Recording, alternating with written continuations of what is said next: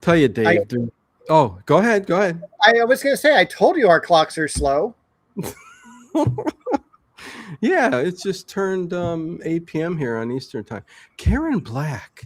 Oh my! I mean, she's so different looking and exact those eyes. Let me just say those eyes. Did you see the arms?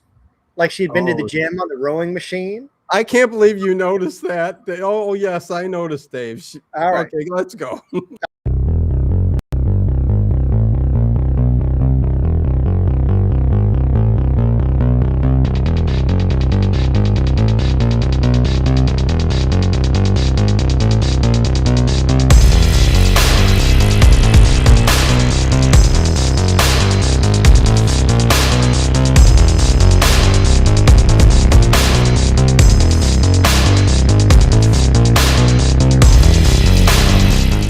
Is it just me? Or is it getting crazier out there? I'm still laughing because you said, "Did you see those arms?" When they showed her in those arms, like it's the first thing I thought. I go, "She's in good shape." She is. Not only is she exotic looking, because she's got that different look, that big frizzed hair and those eyes, man. And You know who she looked like that I wrote down is the girl on The Exorcist, Linda Blair. a little She's bit, got a that little little bit. Linda Blair look as an older woman. Yeah, yeah. Karen Black, I think she'd tear you apart. Anyways, happy Mother's Day to everybody. Happy Mother's Day to you. Kathy's out there. Happy Mother's Hi, Day to Kathy. you. Lucy Vincent, everybody. Happy Mother's Day to all the women. I cannot wait to talk about Circle of Fair. Please hit that thumbs up button if you haven't and get us to 2. We're already there. But please do that and comment and all that other good stuff. If you are listening or watching this on replay or live on Facebook, please leave a comment and all that good stuff. But we're streaming live on Facebook, on X, and right here on YouTube, which is our main streaming platform.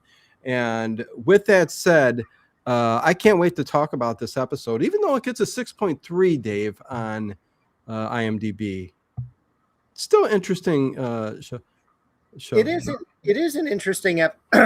It is an interesting episode. Yes, it is. And now I've totally forgotten what I was going to do because I was going to come in with a Winston Essex intro, like Yeah. welcome everyone with his cigar and his office and everything. That was amazing. Oh yeah, no. We'll talk about that when we after we say hello to everybody in the chat. And Real I quick, wanted to ask before because I just checked, you're at 498,000 subscribers. yeah. How many more do we need? Do we need like 2,000 or do we just need like 1,100?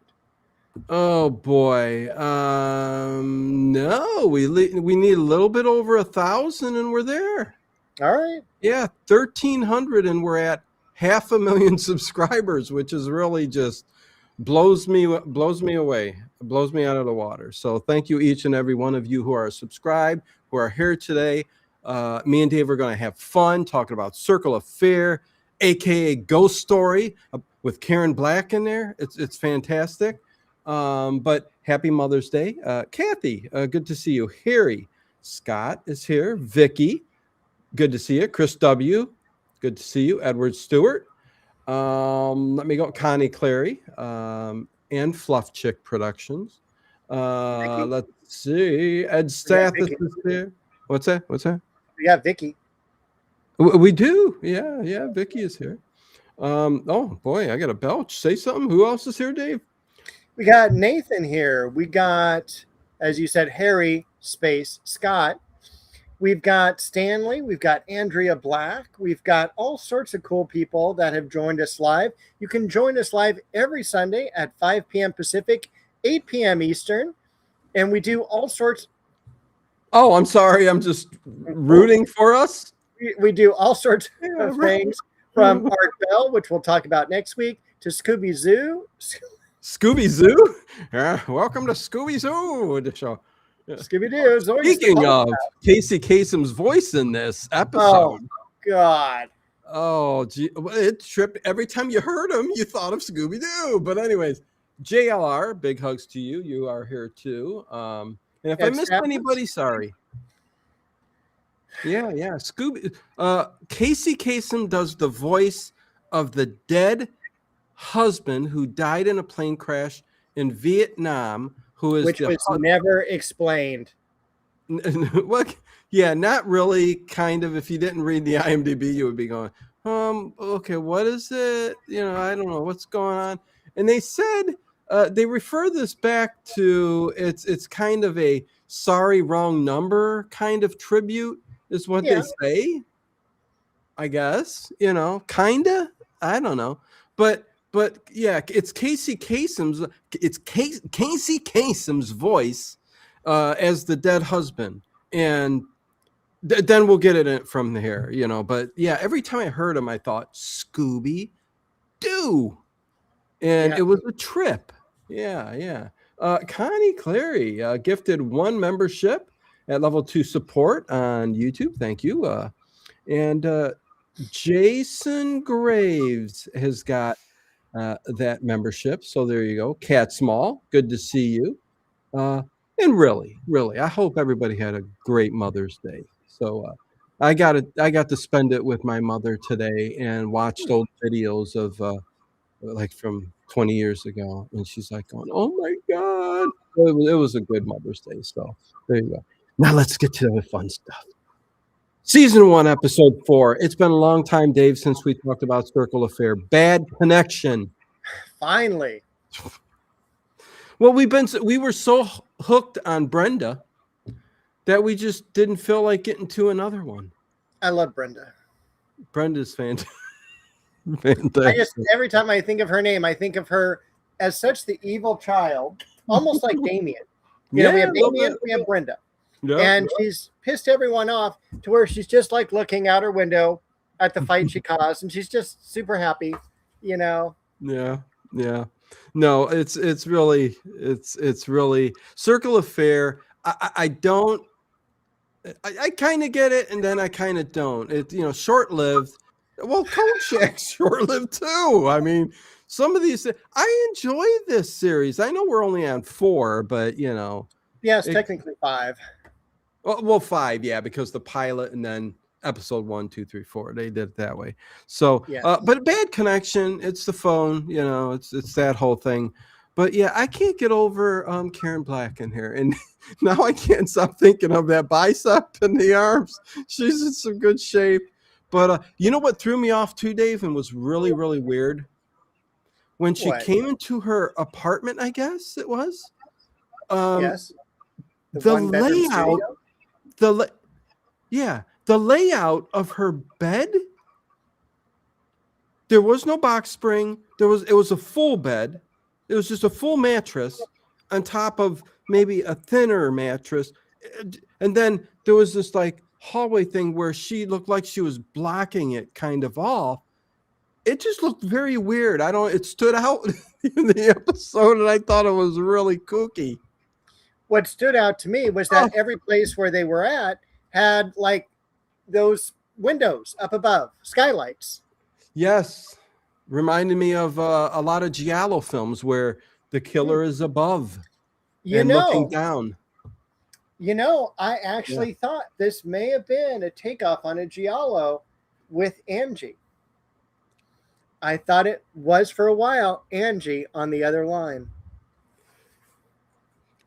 You know what? A little bit of a feel like that. It really did. And it kind of had that. And it had some elements of Giallo within the episode itself. But so, the calling, again, I could do a deep dive on the Giallo films that it connects to. Dive.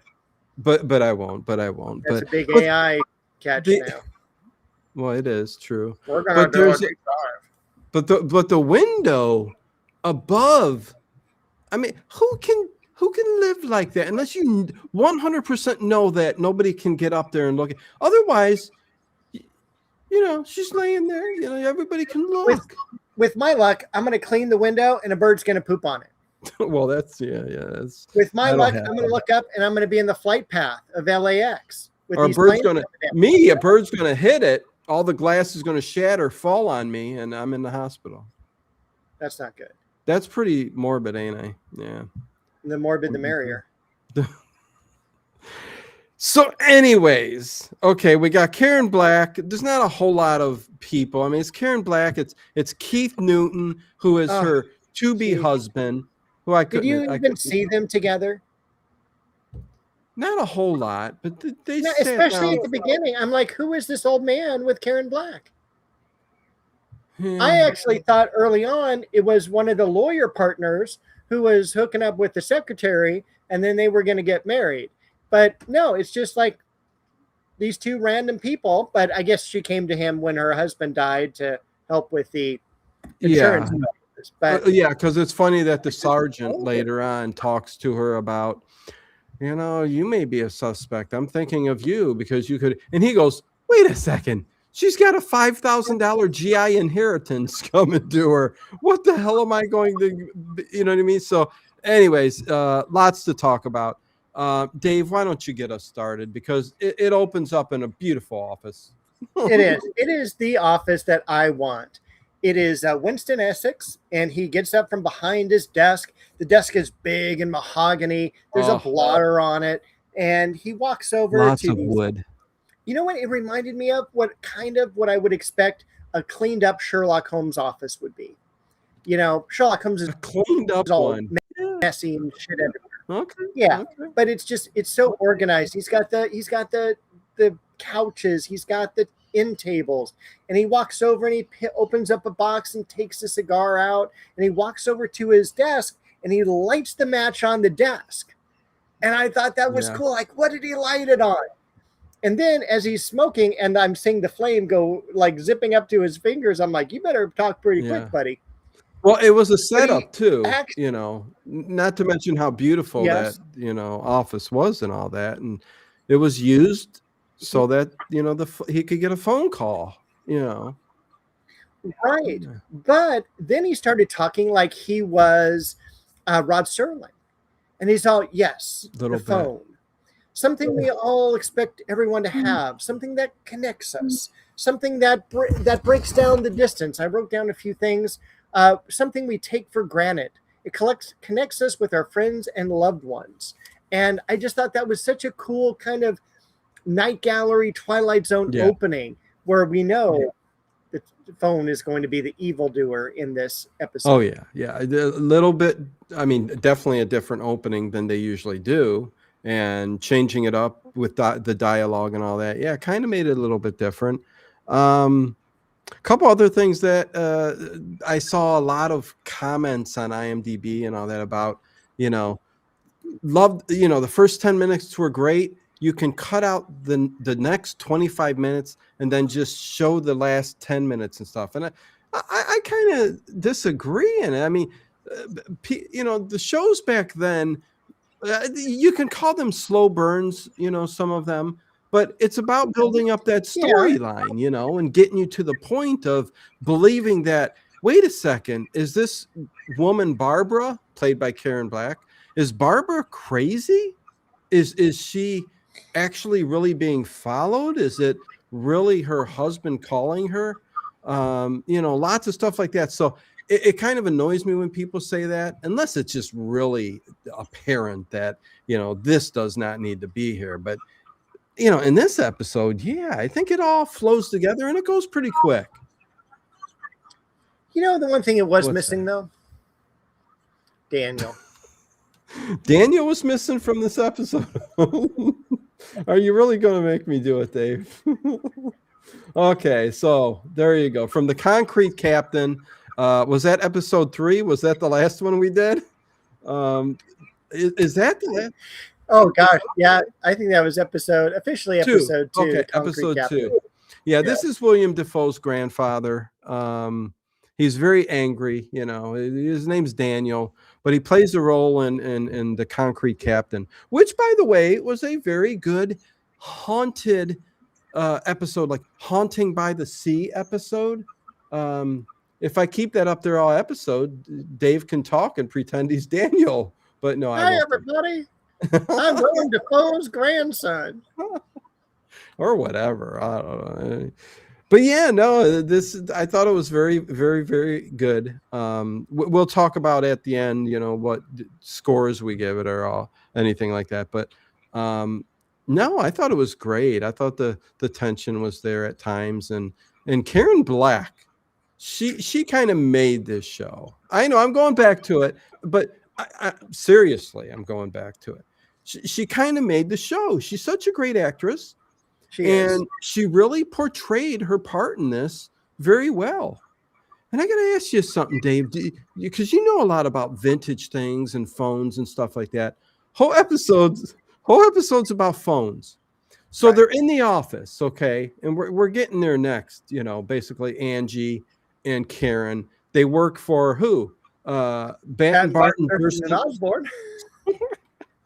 Yeah, tell everybody about why you put that down. All right. His name So underneath. yeah, so Karen Black and her friend Angie are working for this lawyer firm, except neither one of us could understand the words that they were saying, and there were several of them. So Yeah. this is the Jack Benny lawyer. Every time you hear him going, I got to talk to my lawyers about, like Phil Harris's contract. And so the women, the operator women, are always calling up Batten Barton, Durston, and Osborne. Oh, hello, Mr. Benny. And Rochester. yep. So So that's we why went with Batten, I use Barton, that. Durston, and Osborne because we had no idea.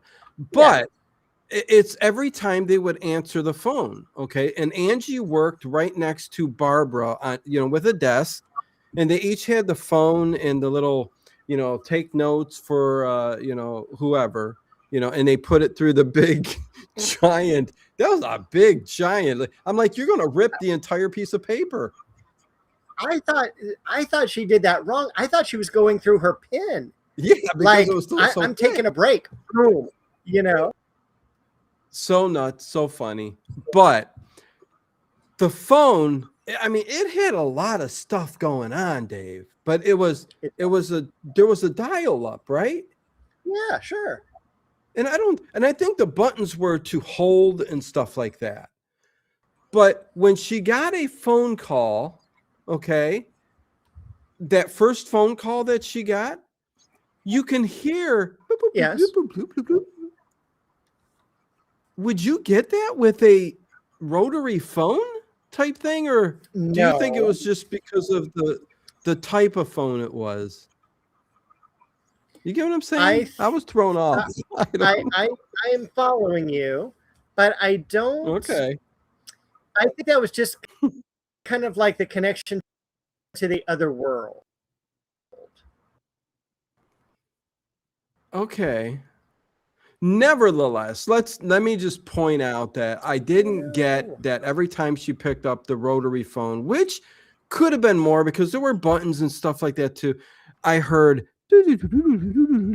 yeah, and again, Dave says connecting to the other world, and you're breaking up a little bit, but that'll come back. Yeah, we'll come back. Sorry, I know I'm getting into lost internet connection. But also I felt bad for them because they didn't have that shoulder thing. When they pick up the phone for some of these places, yes, and they have a shoulder rest, you can just talk. Yeah. To free up your arms, yes, and your hands. I didn't see any of those. But this is 1972, so I don't think they quite had the buttons yet. I think that's more 1978 forward. Right. Yes. Okay. And then I think I missed something. Didn't we? Okay. So it starts off before they even get to the office. Am I wrong, or is this after the office when Barbara starts walking? Yeah.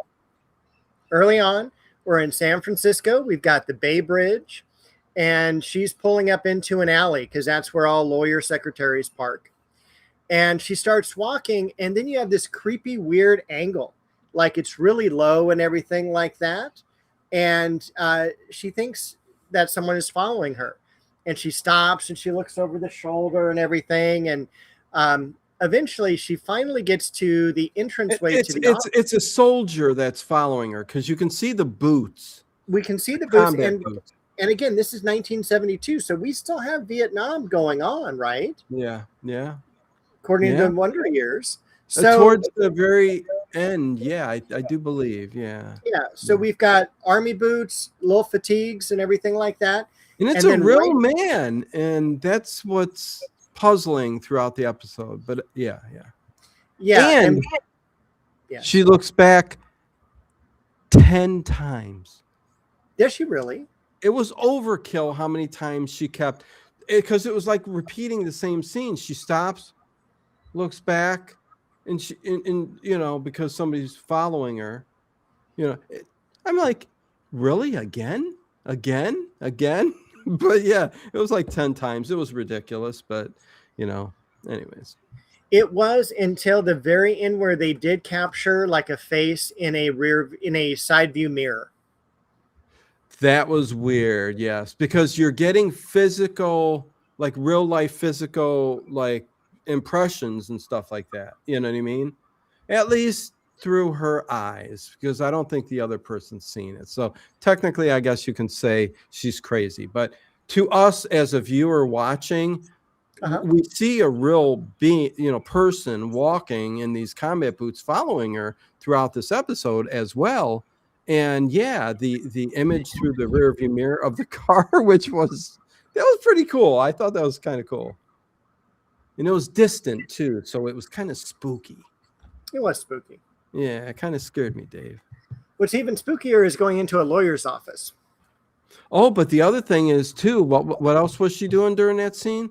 She was hearing warplanes above, like Yeah. So you're starting to think she's got a little screw loose up above, a little few fries short of a Happy Meal. So is the spirit of Michael getting in her head and even making her hear sounds of these warplanes, or that's the what incident? I'm thinking, because that is, I mean, obviously we have read the IMDb thing and we know that her husband is shot down, but it's really never explained in this episode, at least early on.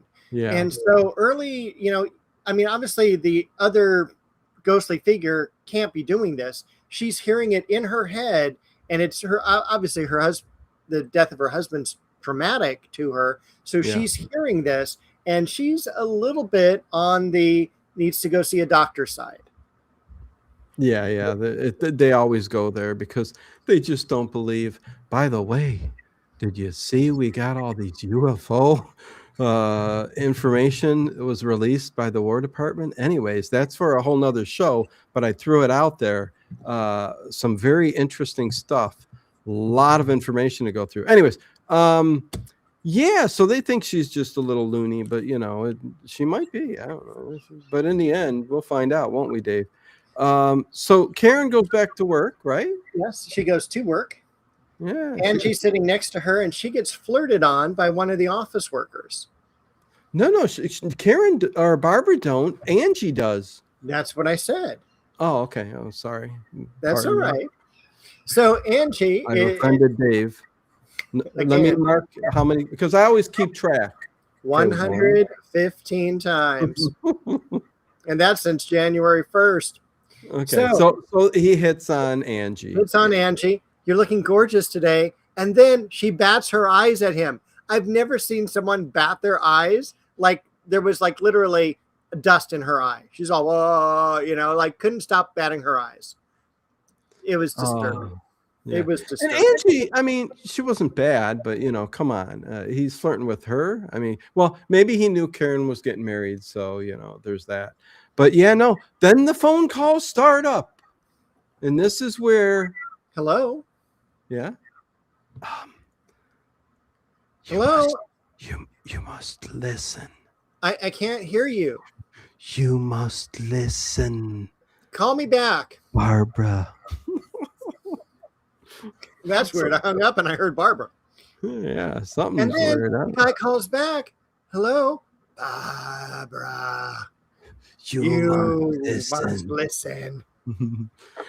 And they decide, because Angie goes, listen, I think it's the guys downstairs in the mail office again trying to fool us. So they switch seats.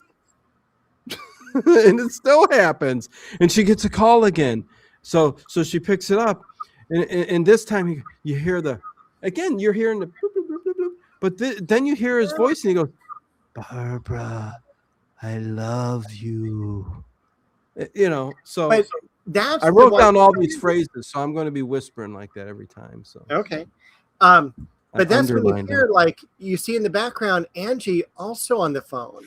He's got a cell phone to his ear. It's not representing the 70s phone at all. I'm sorry. I looked around. I don't have anything in my home that's over 50 years old. I know, but you're better off like, here, I'll use my water bottle. Hello? It looks better, don't it, than the cell Oh, phone? God. Hold on. Listen, Barbara, I love you, Barbara. You promise. You promise. Anyways, we'll get to the promise because, yeah, that's a little weird too because I Hello? won't say. Hello? What the frick is that? A little bit closer, but it's still I brought us back at least 20 years. okay. At least 20 years. I think a little less than. Okay. Anyways, let's continue on. Overkill with an O. Hello, good to see you. Hello. And thank you all. Make sure you guys hit that thumbs up button, please, That'd be wonderful. as we continue to talk about this episode, which is, so much more conversation with Circle of. We have more conversation with Circle of Fear than we do with the X-Files. We do. I can't wait to season 2 of the X-Files. I'll tell you that much. I can't wait either. Okay, so now we get to meet the husband-to-be, Keith. Yes. Yes. Barbara and Keith, because Barbara's moved on. Michael She has. She fell in love with her accountant, I guess, or investment. She falls in love quickly. Why? Did they say how long it was between his death? I mean, no, but remember, she's also going to fall in love with the brother. Then she's going to fall in love with Michael. Then she don't even have a honeymoon. Then she's going to fall in love with Keith. yes, but before she knows it, to not make it sound so bad. Listen, she was in love with Steve or dated him, but it didn't work out. But she fell in love with his brother Michael. Which, listen, I know that's it is what it is. But Michael dies in a war, and I don't know how long it is afterwards. Has it been a year? And now she's fallen in love with Keith? Listen, it doesn't matter, really. I mean, it had to have been quickly, because if that's the GI Bill or insurance, and then they're, I'm saying 3 to 6 months. Sounds like a dating game, yeah, kind of. But yeah, they're at dinner, so and that's where you learn everything about, the squirrel migration. Wait, what? He starts talking about. Did you read the article about the squirrel migration in Arkansas? Because she's just sitting there, just like totally zoned out because of these phone calls that have been happening, and then he's all like, my friends came to measure me today for my shroud. And she's all. I guess that was so stupid that I just let it go in one ear and out the other because I didn't even care. It was stupid. And it was just the idea of like, oh, yes, we're going to have a bachelor's party for you because this is going to be it. You're dead to us type of thing. I just remember she's holding his hand, so they're together and they're going to be, the wedding and everything else. But she kept getting this feeling. You kept hearing, some weird, like spooky sound, like Michael was there twice, and it would pan back, like there was a reflection or something going on. I don't know. Yeah, but there was a reflection in the foreground. Did I miss something? In the background, but I couldn't tell what it was reflecting off of. But then also you saw the big palm tree behind Keith kind of moving. Like yes. Yeah. Like he walked by. Yeah. And I kind of once we get to the end of the movie and tell you what happened, I think there may have been some Michael there as well, moving that plant like, hey, I'm right here still with you. Yeah. Keith, what did you feel about him? I don't know. It seemed like I don't know. She could have done better. She could have, but he was the standard. Are we just protective of Karen Black, you think, maybe? A little. Okay, yeah, it could be something like that. I'm like, he's not good enough for her. No, but he's just the standard kind of all-American older guy, because obviously he's not a younger guy because he didn't go No. off into the war.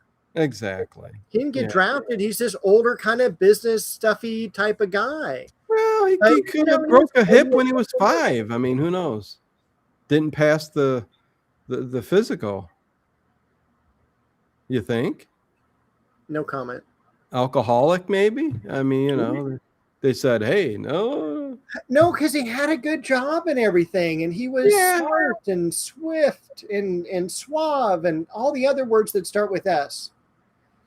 And he, Sweet, sincere, yeah, sexual.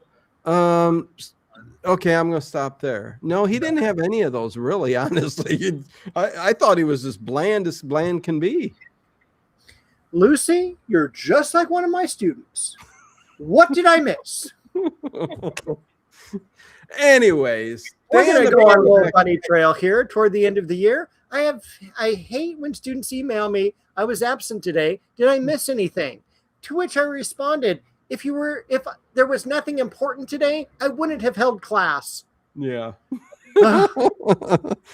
Dave's dealing with his students right now, and The end of the year, feeling like Kramer. Oh, I'm a little nervous, Jerry. I've had days like that, but I guess in high school and in elementary it's a little different. You know, you're finding your way, but not in college. You come on. Anyways, They're finding their way still. yeah. Anyways, hey Lucy Vincent. Oh, I don't think I said your name. Yes, I did. I think I said hello to Lucy. Had to step away, got pulled away. What did I miss? Happy Mother's Day. And a whole lot you missed. That's all I can say. Barbara's back at the office, Dave. I might even say happy grandmother's day. I think she might be a grandmother, if I'm not mistaken, and I don't mean that in any rude form at all, Lucy. But I think you talked about see, grandkids. My dog ate my homework. There you go. Good. Dave's got a good memory, so there you go. Yeah, mine's short-lived. Dave's got a longer memory, so yeah, to grandmothers too. Listen, a mother's a mother, Dave. Yes. If you're a mother, you're a mother. Anyways, my sister asked Mom, "What's it like to have the best daughter in the world?" And my mom said, "I don't know. Ask your grandmother." Hey, that's a good one, Dave. Let Thank me you. write that down because I keep track, and you're kind of low on those. They're dreaming of summer There's vacation. days I go by. Me too, Ed. Me too. Yeah. Okay. They're dreaming of summer vacation. Yes, they are. So she's back. I've said she's back at the office about 10 times. As many times as she looked back. Is Bo up there, or are you just looking at the chat? Bo's over there. Oh, okay. Yeah. It's about time. She didn't even let me take a nap today. She She had to says be up and around, and she'll I don't want to lay down inside. I want to lay down outside. you are right. I had all my kids before I was 20. All of them? Woo. Okay. So I am a young grandma at 50. Whoa. Nice. Oh, there you go. Lucy Vincent. Before you say back in the office for the 11th time, I will say one of my friends became a grandfather at 38. And all of us, because it was just like Facebook had just started, we were all reconnecting again. This is 2008. Yeah. And he comes on and he goes, "Guess what, everyone? I'm a grandpa." And all of us, I think in unison, went, "Ew." I mean, we were 38. Yeah, some of us weren't even married yet. And let alone like kids and grandkids. But like he had a kid right out of high school, and his daughter had a kid in high school. Wow. And it was. Think about back in the day, man, the 1800s and before. Yeah. Anyways, Russo, TJF Russo, what is going on? You guys should do the Dark Room series. Such a shame it only ran one season. It was great with James Coburn. I will write it down. We're the king of one season shows. I never heard of the Dark Room. Have you, Dave? No. Okay, there. Thank you. So this is news No. to me. I have heard of James Coburn, but I was surprised because we still have one more in between that and the dark room that we're going to get to. Well, yeah, we've got It's so the many English shows to go. series. I forget what it was. Anyway, sorry. Yeah, time travel. I can't remember. Thank you, Russo, TJF Russo, for the super sticker. A pixelated hippo chomps on a 1-up. There you go. Thank you. Appreciate it very much. So, and welcome to Sunday Fun Day with me and Dave. Don't forget to hit that thumb up button. Yeah, where we talk the classic shows, We went through the whole series of Kolchak, one of our favorites Thriller. to talk about. Thriller, that's it. Thriller's the one we're going to do next. Yes. Can't wait for that. And there are a few one season shows that actually get some high ratings that maybe eventually we'll get around to. So there you go. Barbara is back at the office, Dave. Okay? Yes, she is. And surprisingly, she gets another phone call. She does, and it's Michael again, and this time he goes, Hold on. Hello. Remember the promise. You're going to die. No. Remember the promise. You're going to die. When do we get to find out about? Hello, Francis McCloskey. Oh, and a $5 super chat, a super sticker from Francis. Thank you. Much love, Francis. A Shiba dog saying good job while raising his thumb up. Thank you very much. Appreciate that. Oh, Cat Small. Oh, much love to all of you on Mother's Day. Yes, this is a blessed day. Cat Small. $2 super sticker. Shiba dog shaking his body from left to right, surrounded by red hearts. Much love back. Much love back. Thank you very much. Appreciate it. More than you guys think. Okay, Dave. So yes, he's getting more and more dialogue each time he calls her, but yeah. And it was a simple, that's it. Back to the office, a call. Barbara, remember the promise, you're going to die. And when do we get to the boat? Because the boat's name is The Promise. One more scene before we get to the boat. Okay. Because she's back at home. Okay, and I'll wait for that. Yeah, and again, this is where it was really weird when you seen her come in and go on the bed. I wish you could, because evidently you didn't pick up on it, but it looked so odd. It's like, who arranges their room like that? Anyways. Well, my thing was we were 15 minutes into the program and she's already had 3 costume changes. Oh, really? Yes. So she's back in her She place. loves those long dresses, though. Laying on the bed, looking up, skylight. Yeah. And then she turns over, she goes back to bed. Well, she turns off the light. Yes. Because she's looking up in such a surreal type of way. And that's why it reminded me of the kind of like, not even close, Dave.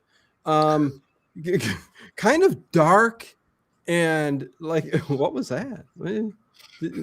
I go to the gym too. Work on those rowing machines. Oh, I can't see them all in black. Yeah, they're getting pretty big again, Dave. I finally been in really good shape because my back don't hurt no longer because I'm laying flat. I'm laying eating flat. healthy, laying flat, going to the gym. God, it feels great. That'll work, right? Yeah. Anyways, okay, listen. So she's looking up at the skylight and she sees a man looking down at her. No, she doesn't. There was a man's image in there. There's an image, but we don't know where he was looking, and you hear the boots on the ceiling. But there was that man. Okay, maybe. Am I wrong? Shadowy and dark. It was shadows. Now you got me thinking. But she turns off the light, But yet she's still lit up, but she's got to be, because then you wouldn't She's see the her on the star. camera shot, That's right. Yeah, but Phone and then rings. I'd call the cops, Dave, is what I'd do. You don't just sit there and go back to bed, especially Correct. when the fire escape window is like right across from her, and it's wooden, Dave. You know that it's wooden. That wouldn't last long in a fire. Did you notice that though? No, I did not. Later on, it was wooden when they showed it, and Keith went up there. It was wooden, and I'm like, All right. fire escape made out of wood. Ponder that a little bit, people. Yeah, this is up to code, John. Yep, good to go, people. Yeah, I can start renting out the rooms. Anyways, go on, Dave. I don't know. Let me take a sip. I don't know. Okay, so now we have Karen Black scared a little bit. We see her breathing more heavily. The phone rings. Ooh. Oh. Hello? Oh, Death is close, is what it says. She says, And I checked. There's still 35 minutes of the program to go. no, he goes, Barbara, listen to me, lover. He says, lover. He's sexy. He says, death is close. I thought he said this week on Top 40 Countdown. This is Casey Kasem, Top 40 Countdown today and this week. And anyways, he says, death is close, love. You're going to die. I don't know. A little ambiance. Gigi has joined us. Hey, Gigi. Hey, Gigi. Good to see you. Happy Mother's Day if you're a mother. Gigi, are you a mother? You don't have to reveal that to us, but if you are, happy Mother's Day. Give a thumbs up, all that good stuff. Much love to you, Gigi. A lot of love going around tonight in the chat. Love it. Chat amongst yourselves. Yeah. That was a really good woman on Kolchak. What was her name? And Seinfeld. Oh, God, we're getting old. Yeah, I can't. Anyway, I can't really remember. But he says, Barbara, listen to me, lover. Death is close. We're out of her apartment. We're on a drive. We're going to Dave don't like me talking like that. I'm not talking to you, Dave. I'm talking. I'm playing a role. Come on. All right. I'm role playing. I like to eat rolls. I'm role playing. Well, yeah. Usually cinnamon rolls. But anyway. I like a good warm roll with butter on it, but go ahead. Those aren't pillows. Anyway. Okay, go on. Anyway, now we're like taking a cruise through the country, and we have a lake, and we finally go over and we see that the boat that is like got algae all over it. It's really like nasty. Is called the Promise. It's called the Promise, and Dave. It's like small. It's like a rowboat. Who names their rowboat? It's disturbing. Who names their rowboat? And then Ed shows up. Ed and Pete. We're gonna paddle across the river. I mean, only a millionaire.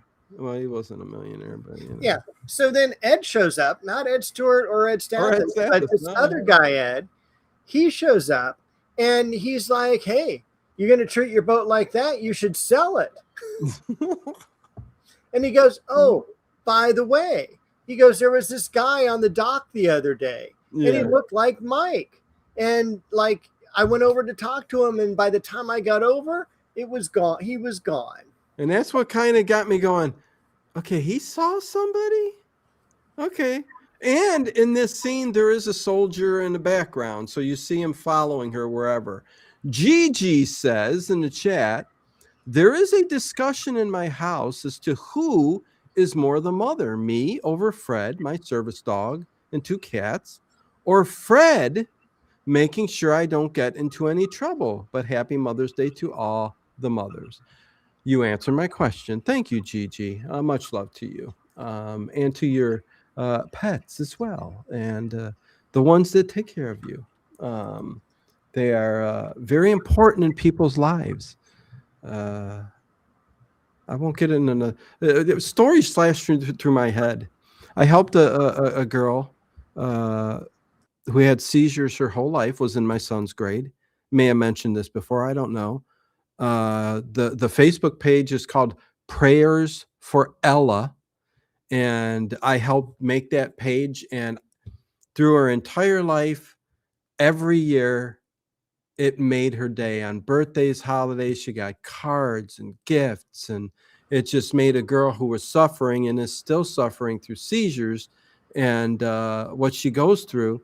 And she ended up getting a service dog and everything just from making a page and having it grow. And I feel good about that.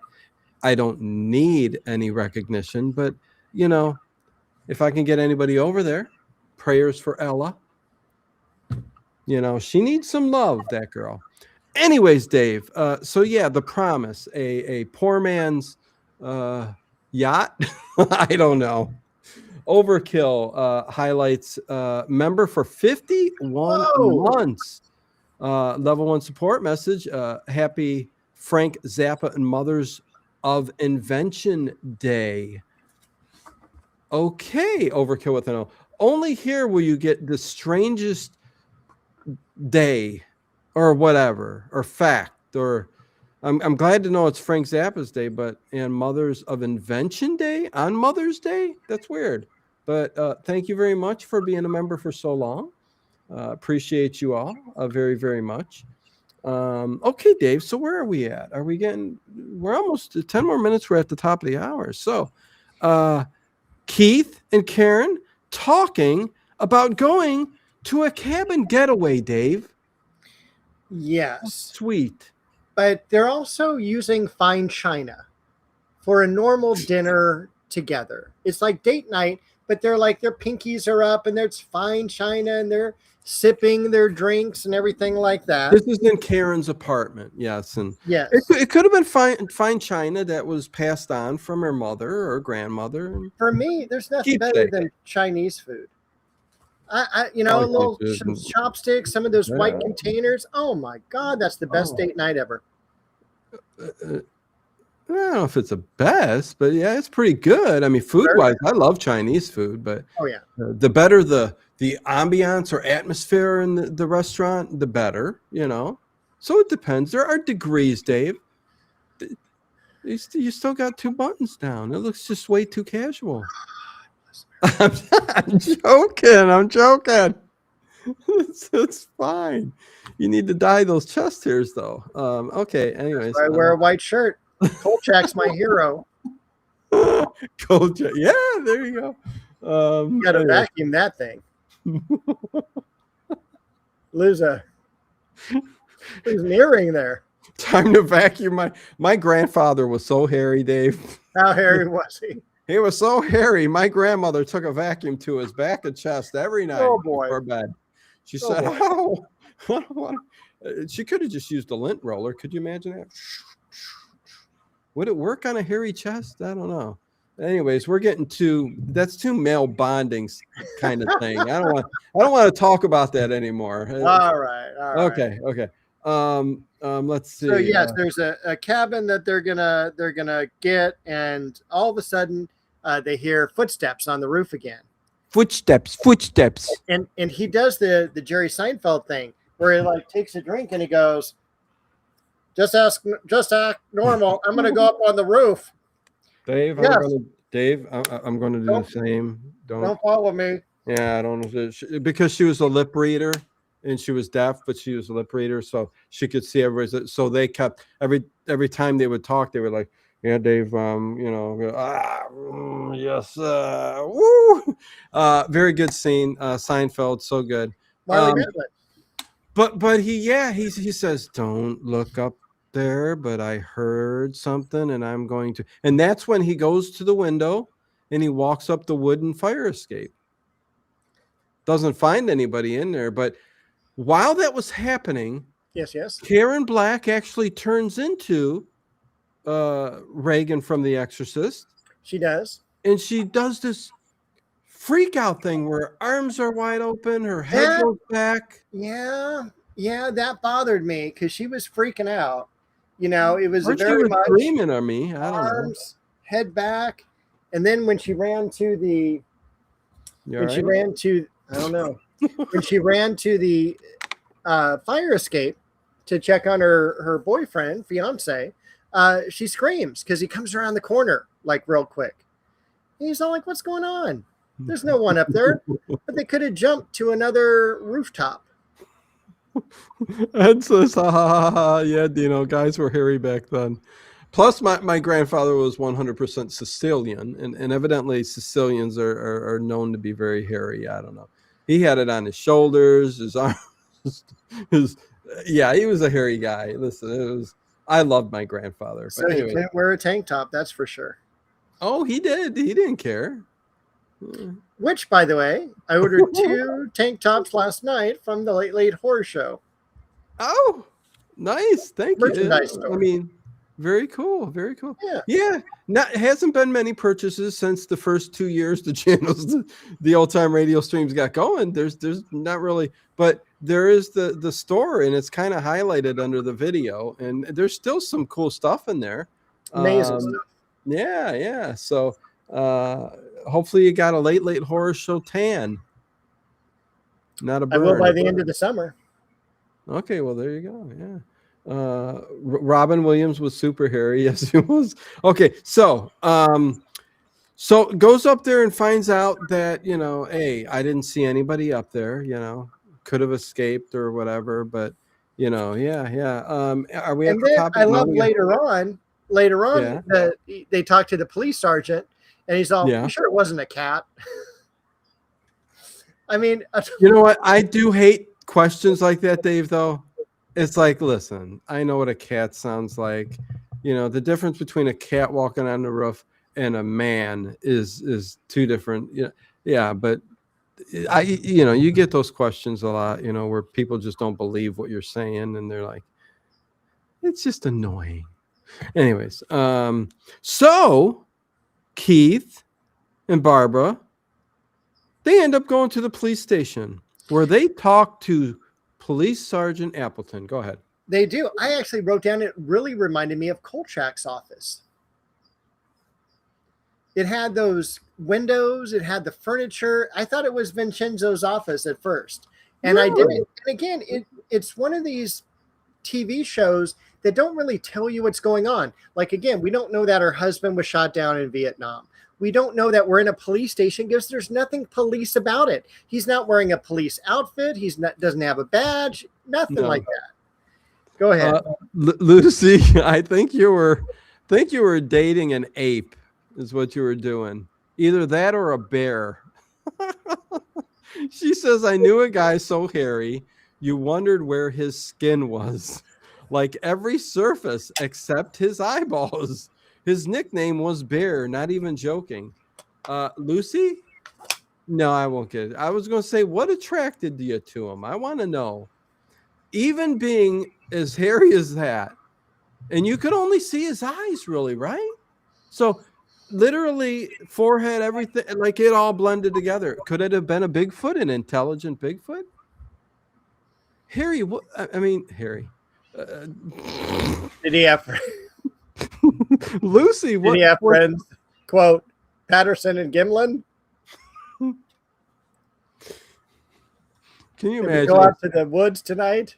He's got the sugar gum. Is that what it was back in the day? Oh, and you offended Lucy.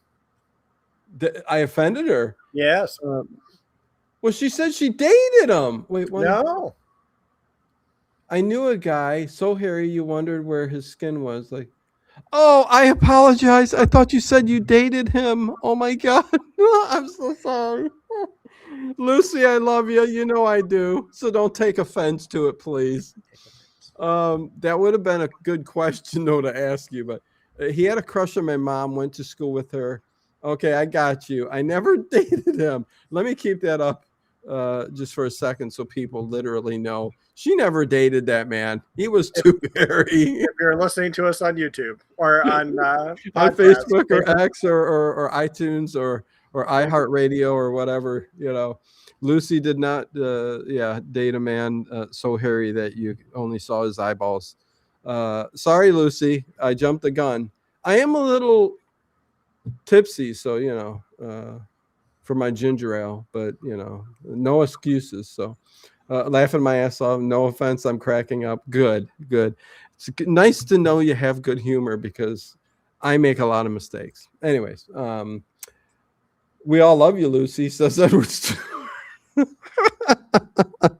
So it doesn't matter if you dated him anyways, because we still love you. Anyways, okay, Dave, where are we at? Oh my We're God. at the police station still. That doesn't look like a police station. And we've Oh. got the sergeant, Yeah. and he's asking stories like, do you have any like spurned boyfriends or anything like that? Oh, he's giving him the third degree. Yeah, might be trying to get back at you, things like that. And she's all, you know, there was this one guy. Oh, yeah, he's my husband's brother. I dated him first. And so now we learn about this other guy. Is it Ed? Is that the guy's? No, it's Steve. Steve, yeah, Okay. it's the brother of Michael. All right. Which we will talk about next. But yeah, he got the third degree, and he was trying to blame him at the police station, saying, "Listen, you're the only one left, I think, really." And he goes, "Oh no!" And then Steve came into the picture. Which you would have thought, hey, I would have gone to him first, but what do we know? Oh, yeah. Oops. I had left the microphone on. Okay. So, top of the hour, Dave. Let me check the thumbs up button. We started at 13 and we are at 49. Let's, if you can, hit that thumbs up button, please. And thank you. Thank you. Much love. I feel it in the chat tonight. Just give us what you got. Wait, that sounds like I'm doing a hold up or something like that. This is a hold up. Give me all your thumbs up. If you don't, anyways. Dave. Yes. So what do we got coming up next week? I am so happy you asked that. What's our next Sunday fun day? I am prepared because next week we get to revisit the X-Files. Wow. I am so ready for an X-Files. And we're already at episode 10 of season 1. Wow. Yeah, we've done 10 episodes now. We're whipping through them, man. This one is called Fallen Angel. So it looks like it's got a pretty good premise to it. The week after, we're going to be talking Art Bell, Madman Markham, and time travel. After that, Night Gallery. And then on June the 7th, we're going to go back to Scooby-Doo season 2. Season 2. We are hitting season 2 of Scooby-Doo Zoinks, the podcast. Anyways, that's enough. We got some people coming in here. Drayton with the 50th thumbs up. Thank you very much. Thank you. Drayt. Dre. I'll call you Dre because the TSN, this got to stand for something, but I don't know what that means. So thank you. Yeah, thank you for the thumbs up. And it looks like Gigi gifted a number of memberships. Oh, boy. Okay, here you go. Real quick, Edward Stewart, Dino and Dave, we all love you both. Great stream. Thank you. I'm getting a good core workout tonight right here. Total belly laughs for Lucy. Good to hear. That's what it's all about, having fun here and talking about the shows that we love, yet still having a good time. And you never know what you're going to get from us. Gigi, much love to you on this sacred Sunday. Wait, what? This Sunday fun day. Gigi gifted 5 memberships at level 2 support. Thank you. Couldn't thank you enough. So all 5 of those members, not going to go through them. I don't even recognize any of their names, but hopefully they're watchers. And there you go. So now they got memberships. So there you go. Nice. And it goes to help the channel and supports the channel. So thank you for everybody tonight who's done a super chat or even posted the 51 months for Overkill with an O. It's been fantastic. So there you go. So it's good to see a new name in here. We got Dre. Karen Banks is here. Happy Mother's Day to all. There you go. Wow, that MOR is here. Good to see you, MOR. And J.O.B. is here as well. And he says we still have Jada. ways to go to get to the really good episodes. Oh yeah, there you go. Yeah, yeah. Well, yeah, season 2. You know what I mean. Son would be more Drayton. Okay, well, I'll call you Dre though for short. Dwayne Barry. That's fine. So there you go. Okay, so let's get to the rest of the story. And now the rest of the story. All right. This is Harry. Wait, is it? What was the name of that guy? I thought it was Charles Kuralt, but I don't think so. Harry. Yeah, no, it wasn't Harry Carey, but I'm going to do it as a yes, it's Harry Carey. Okay, I won't do it because it was somebody else, anyways. Love y'all.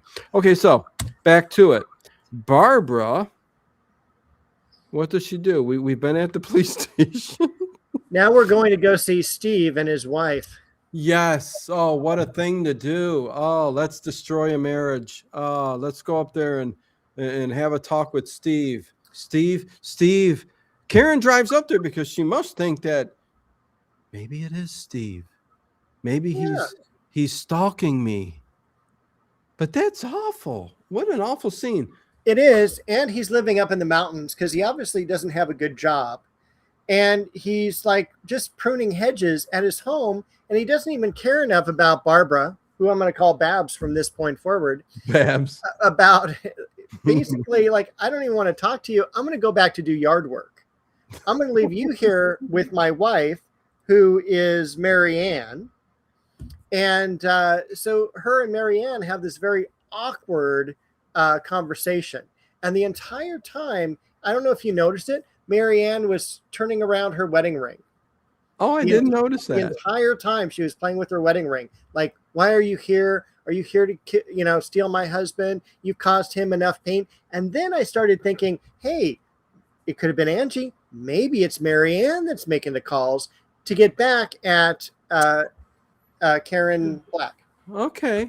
But the whole scene was one of love, though, kind of. I mean, it's because she was kind of family. And Steve even said that it's good to have an in-law here. Yeah. Because she married a brother, which made them, family. So. Yeah, but I don't know if you saw the meth pipes on the kitchen table. So wait a second. Wait, what? They were on drugs because I'm sure they didn't like her at all. There was hookah on the table? There was something. I said meth pipes, but who knows in the 70s. Now I got to go look at that. No, I'm just kidding. But it's the idea that he was too happy to see her. Hi, in-law. I'm so happy. I'm just going to leave right now and just go smash my hand with a hammer. That was the kind of feeling I got from Steve. And so Steve exits. Like, what did he need? Like a couple of minutes of airtime to get his pension? So Steve never comes back. Then we got Mary Ann. Mary Ann we don't see again. No. And so it's just like we have. But she tells Mary Ann, she says that it sounds like Michael's voice. She says it's Michael's voice. And that's where the whole cuckoo, you need to see a psychiatrist comes up. So yeah. Thank you, Thomas Swafford. It is Paul Harvey. Oh, Paul Harvey. With the rest of the story. Oh, Paul Harvey with the rest of I can't remember his voice, but yeah. Thank you, Thomas. Good to see you. So that's kind of over, and there's. Go ahead, Dave. We're going to go back to Karen Black's apartment for a big old flashback. Yeah, for the big scene where telephone call, and again, promise I won't let you love anyone else type of. Well, he says. He said he promises he will never let her love another. Why are you calling me? Yes, and so she loses it, rips the phone from the wall. It was weird though, because it rang and she decided to tear it out of the wall, and it kept ringing. Yeah, And what was that like? What was another? What other show did that? There was another one where it wasn't in the wall, but it kept ringing. Do you remember? I'm sure it was a Twilight Zone. Okay. Yeah. Or there was also a Night Gallery where the phone cord went into the grave. Okay. The phone line, because So there's many other. Okay. So, it's grandpa type. okay. So when it comes down to it, I'm not sure which one I'm thinking of, but yeah. She rips it out and it rings anyways, and she screams at the top of her lungs. Ah! And Keith shows up the next day, and it's funny Yep. because he goes, "I've been calling, no one's been answering," and then he sees like the phone on the floor. He goes, "Oh." You know what? I heard somebody say that this kind of reminds him a little bit of Rosemary's Baby too. Oh, okay. And I see where there are some aspects. The psychiatrist, she's going a little nuts. Even that Keith character, he actually did remind me of John Cassavetes a bit. Yes. Okay. So my question to you at this point is, if you were Karen Black, okay, whatever you have to say, it needed one of these, so it's important. So go ahead, I'm listening. Okay, so if you were Karen Black, wouldn't you have moved out by now? Because I would have. After, you're staying here alone. Just go in and move in with your fiance or whatever. Get a hotel, get an apartment, get somewhere where that phone is not going to be. Your apartment sucks anyway because it's a studio. You've got the skylight that's open that people are on the roof. You got the phone that's ringing when you rip it out of the wall. So I don't know. I would have. But it's a rent stabilized apartment, so she got it good. But she does tell him. What did Charlie say about she does tell him that. Oh, if you want to show that, yeah. I have some things to say, but I think the whole thing, keep that handy. That's ancient proverbs say, never bait trap with wolf to catch wolf. That's true. Yeah. Charlie Chan's words of wisdom. And I just saw that is on Amazon. Dave got that from a book hunt. And I'm going to buy that book. I had no idea that book existed. So there you go. Thank you, Dave. She wants to postpone the wedding, she tells him. Oh, yeah. But you know what? I'm out of there. I'm Keith. Heck with you, crazy lady. That's it? Oh, yeah. She's going through all this, but you screw this. I'm out of it. No, she's crazy. Well, the thing is, though, okay, so the whole thing about the psychiatrist and like you saying, she should have just up and moved and, moved in with him. And so I think what's going on is that she's still got this deep, she loved him, she loved Michael, and he died, and it's kind of a horrific memory. So there's something deep inside that's telling her this is somewhat supernatural. Something's going on. I think it really is Michael trying to reach out to me, and that's why I think she's kind of pushing things away and trying to figure it out, because she does really believe it is Michael, but she does say, maybe to please him, it could be a good idea, maybe to speak to somebody. But anyways, that's my thought. But then he goes, "Hey, can I call you tomorrow?" And he never calls again. He does. The quote is maybe, and I'm like, oh, I'm out of there so fast. Sin City Jim has just showed up in the YouTube chat. Hello. Jim knows everything. Yeah. Oh yeah. Jim's the guy. Yeah. He's great at trivia. Might call Twilight Zone. There you go. That's the episode. So there you go. So Dave, Barbara drives back to the where's she driving? She's on a dirt road. I don't know where she's driving. She's driving basically in the wilderness, in the country, dirt and her road. car runs out of gas. Yeah. Not only that, the battery dies too, because if you see the headlights go, and they just die. And so then she's at the side of the road, and all of a sudden she hears the wind, and then she hears there was a storm the other day, and I heard outside. Well, you also heard frozen peas being pushed up against your window. I did. All right. Anyway. So then she hears the footsteps, and she knows someone's following her, and so she freaks out. This reminded me of Giallo film too, being chased by the masked man. But yeah, she's being chased, Dave. She runs into and of course, what's the series that I have here? Okay.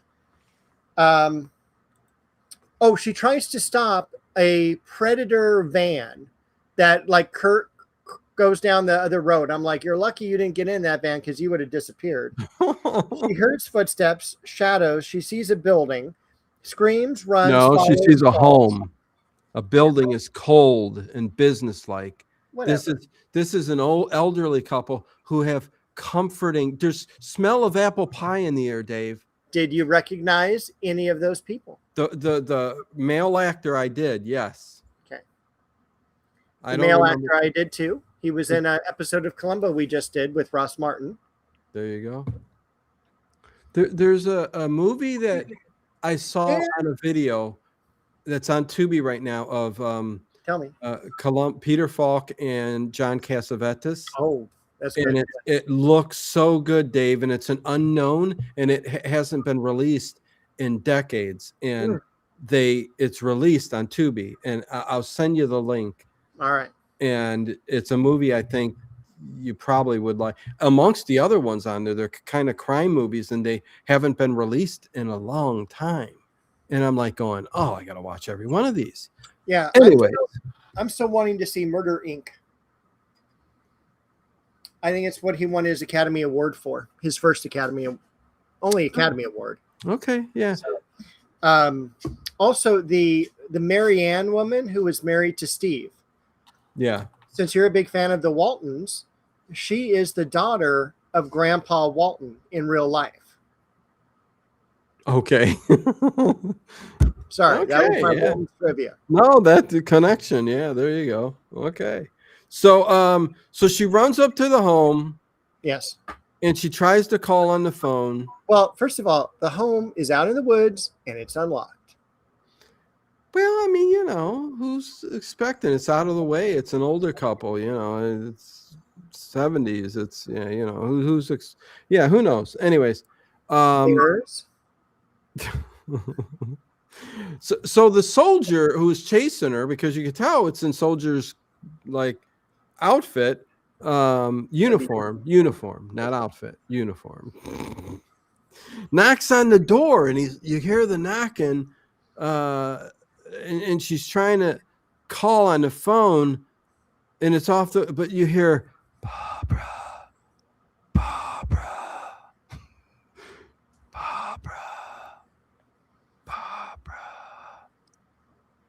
Tell me when to stop. Stop. Okay. And the old couple come in and they comfort her and all this, and the man is petting her hair, and the woman. Yeah. Well, I mean, wouldn't you freak out if you're an older couple and you come home and there's this young woman that looks like her in black on the Davenport? Yes. Because that's what old people back then called the couch, is the Davenport. I'm surprised it wasn't covered in plastic.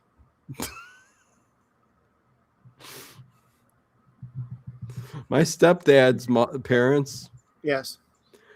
They had a Davenport. Okay. And it was covered in plastic. I go, how comforting is this? What is wrong? It's so cold. What is and sterile?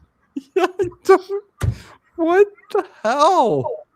But she made the most delicious potted noodles and red sauce. It wasn't spaghetti. It was some meal of its own. I don't know what it was. Tasted so good. Anyways, so they call the police. They say, should we call the police? Let's call the police, because she kept hearing Barbara.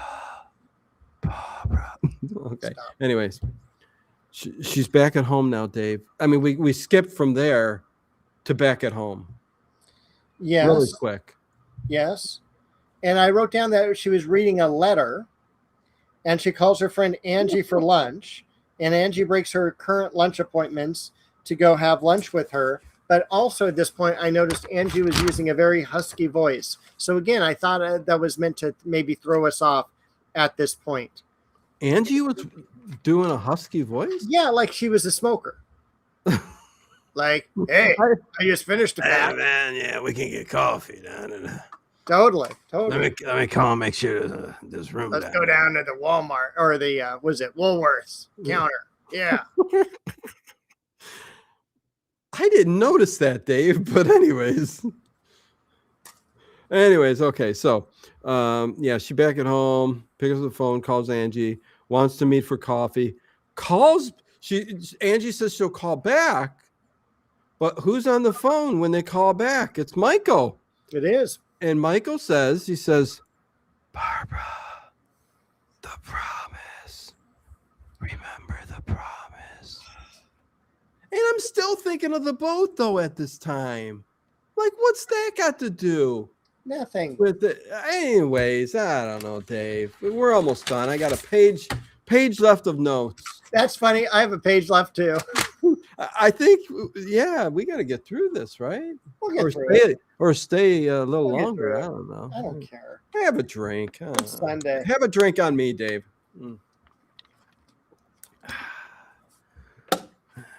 So, Dave, the next scene. Yeah. It's real important. Poor little Pinkus. So Sergeant Seinfeld, stop it. A lot of people don't know what we're talking about. The sergeant calls Keith, says it could be emotional. Emotions Giving him no, is this the third degree? What am I talking about? No, he is getting the third degree, and it's almost like they're going, hey, why did Keith, I talk about this earlier? Okay, Keith, anyway. you're the one that's calling. You're the bad guy. We've Yeah. been following you. You said you had an appointment and you weren't in the office all day. And this is again when I wrote down sounds like Scooby-Doo. Yeah. Okay, so all of that, we talked about that earlier, and then all of a sudden now the sergeant says what your wife needs is a doctor. She doesn't need a police officer. She needs a doctor. Yeah, she needs something. I think I can make her feel better, Dave. But then we're back in the apartment, Barbara's apartment. Yeah. We hear the planes overhead and we hear more dialogue. Barbara passed the ginger ale. Chris, you silly. Oh man. And then besides the plane voices, we hear Michael going, hey Phil, when we get back, I can't wait for you to meet my wife Barbara. She hears the whole like incident. And go ahead. Yeah, she first mate. Yeah. So I mean it's basically, their planes are shot down, they're getting on a boat. They're all going to end up dying except for Phil. Yeah. Who does make it back, but he goes, it's like he had to watch all his friends die in this boat. And she hears, because this time it's not the phone, it's in her mind. And this time she hears the promise. Yeah, so yeah, so she's reliving that scene through Michael, I think, in her head, and like a psychic kind of supernatural thing. And then really? And then she sits down and she sits down and writes a letter to Keith. Yeah. Keith, can't marry you. Thank you for loving me. Well, no, I don't think it was that though. I just think it's like if something happens to me, just know that I love you. Because yeah, that's what I got, right? It was short. It was like a sentence. It was just like I'm writing you this letter, it's about Michael reaching out. I love you. Something like that. I don't know. Right? Anyway. Like yeah, let's move on. So Barbara drives out to the boat, Dave, to the prom. The mini yacht. Again, yeah, they drive out there quite a bit, yeah. I think they were filming Night Gallery there just the other week. It's the same location. It's the same place where the Dark Boy lives. Yeah. That little house on the prairie thing. It's the place where those guys are like playing guitar. John Carradine, the one he was in. It's same type of field, same type of little lake and everything. So yeah, she goes down to the promise again. Oh, this is the finale. This is all action packed, and we figure it all out here, man. to It's a that certain first extent. mate. Yes. Arr. Yeah. And so they go down to the boat dock, and Someone's there. It's a soldier. It's the first yeah, mate. I wrote down Mike's waiting. Yeah, Barbara because shows he's up. in the shadow. Oh, go ahead. What did you Yeah, write? we got the footsteps, we got the wind going on again. So there's this Footsteps. supernatural element. Yeah. And then Michael starts, because all we see is Michael's back, right? And he's walking onto the boat dock, and he goes, "You've been unfaithful. You're about to get married to somebody else. You had this promise that you made me, and all of this." And then it comes out that, whoa, it's not Michael, it's Phil. Yeah, and this is I'm going to leave it to you. Explain to me, unless you don't know either, but what's going on there? He heard the story of Michael. He was there, and he tried to save him, I believe. Yes. And he came back to Barbara. For what reason? To kill her, because she was falling in love with someone else and was going to marry them. Because what had happened is Phil went nuts. I know, but he's been stalking her since Michael's death? Yes, because why though? Michael talked about her until the day that she died, until the day that he died. He goes, "He was in love with you, and I am too." Okay. Oh, he did say that. Yes. Okay, something I missed, so now it makes sense. Yeah. So then he starts coming at her. And he's pissed off because she changed her hair. Yeah. And just like, okay. It's like, you changed your hair. He goes, "Why did you do that? You're going to marry another man." He goes, "You, me, and Michael, we all need to be together now." He said, "You'll never work at Batten, Barton, Durston, or Osborne again." But yeah, he turns around and she pushes him in the water. Yes. It's awesome, Yes. But I'm like going, well, he can swim. Yes, but she falls down on the dock. For some reason, she can't get up and run, because that's what I'd be doing. I'd be giving her CPR. But then he starts climbing up the ladder to the boat dock. The wooden ladder. And then the blob comes. The blob starts like pulling on him. Something is pulling him down. And then you, like 5 seconds, and Michael is doing this. And he's saving her. He's saving her from him. And his last words that he says to Karen is, Dave, he says, "Barbara, I kept my promise." Ugh. And his promise was that he would always look out for her and keep her safe. Yes. My question to you, Dave, is why did they beat around the bush this entire episode? Because they needed to complete an episode of Ghost Story. I know. And we're not done yet, because still now she's sitting with Keith.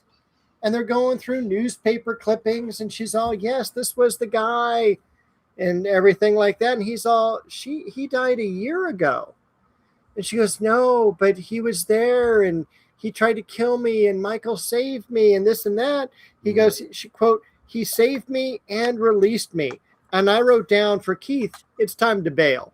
It's time to leave. I know she looks good, but let's leave." Well, there had to have been, they didn't show it, but there had to have been, like, she had to call the police. Police showed up. They took the body, and I don't think they did. I don't think there was a body. You think bottle of the first mate just floated down? And no, I don't think he was alive. I think they were both dead. And you think this played out in her head? Yes. I think Michael was dead and Phil was dead, and Phil was trying to kill Karen, and Mike killed Phil and freed up her brain. Okay. I'll tell you what. I see a hello, Bubba, but I don't see Bubba. So if Bubba is there, hello, Bubba. Tube channels for TV movies. I belong to a Facebook group, TV Terror. Okay. Well, Thomas, share our channel in there because we talk about. Otherwise, I don't usually like other places, in the chat advertised, but it's okay. But my point with that, Dave, was that there was so much physicality. Like even the boat dock guy saw a soldier or somebody coming down there. I thought it was real. But maybe she let the body float down, didn't call the police, and it's over. But then the article goes, yeah, I don't know. I'm a little confused. But we'll go with your story. Yeah. I guess it's oh, there is Bubba. Okay. I didn't see you, Bubba. But good to see you. Let's see. Don't forget to leave a comment and all that good stuff. So, Dave, after all of this conversation, and thank you, Harry. Please, everybody, leave that thumbs up for sure. Appreciate it. And 6.3 on IMDb. This is our 5th, even though it's episode 4. I've liked them all.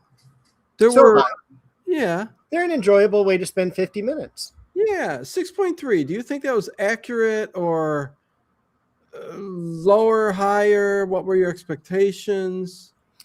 I did a 6.0 on this. It was watchable, but I think it was confusing. And the only reason it got 6 to me was because of Karen Black. Hold on. They both died. She said that no one from the crew died. Okay. In the article, is that what they said, Dave? Yes. So he was a ghost. Yes. Okay. So, okay, Thank there you go. There you go. Okay. God, yeah. Okay, she's a ghost. Okay, you said what now? You gave it a little bit higher? No. I gave it lower. I did blah blah blah. I did a 6.0. I thought it was good. I don't need to see it again. And like all those points came for Karen Black. That was it.